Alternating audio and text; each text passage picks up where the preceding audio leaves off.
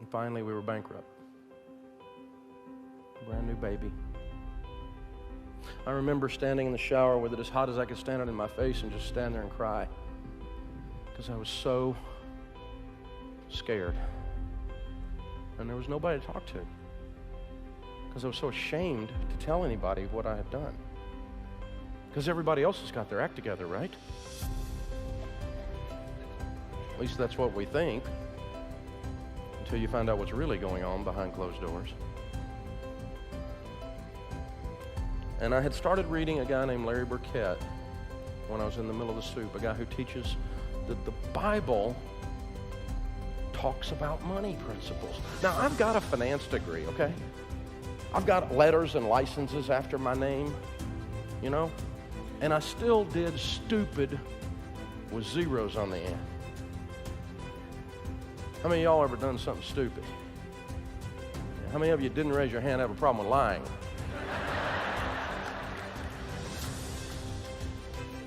And so I found out the Bible has financial principles in it. And I thought, that's pretty cool. If I'm going to be like a Jesus guy, I ought to know what Jesus says. I better read this stuff. And I started reading it, and I went, oh, I didn't do that right. Ooh, that left a mark. Ooh, ow. Hey, I did that one right. Ooh, my finance teacher actually agrees with that one. Nobody agrees with that one. Have you ever done that? Because I started figuring out this is a love letter to me from my father who's crazy about me. And once I figured that out, it's my marriage manual. It's how we're married. And so I found all those places where she has to do what I say.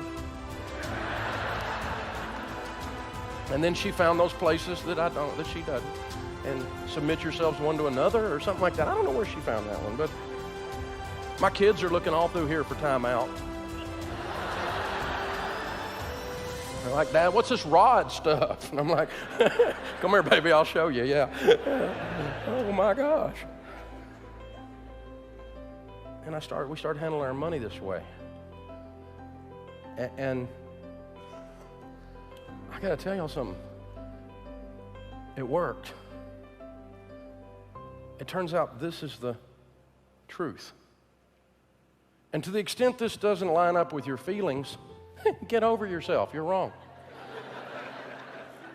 To the extent your broke friend doesn't like your biblical financial principle, well, if broke people are making fun of your financial plan, you're on track.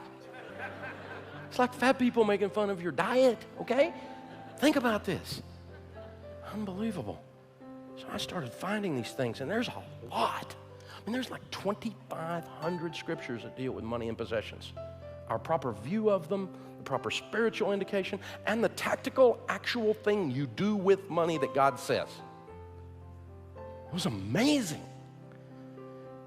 And it gave a guy who was in a puddle hope. Because I didn't have any.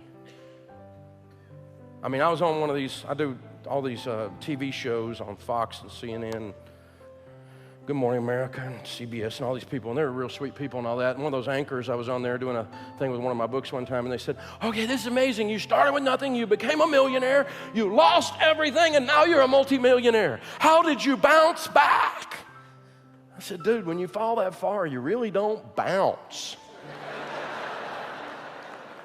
It's more of a splat.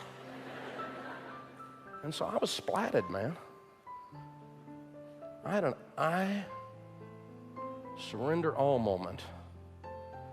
And we took these principles and everything I could learn about them and understand them from an academic viewpoint, a spiritual viewpoint, a biblical historical viewpoint, a socio-economic viewpoint, a psychological viewpoint, an emotional viewpoint, a relational viewpoint, and I started to really understand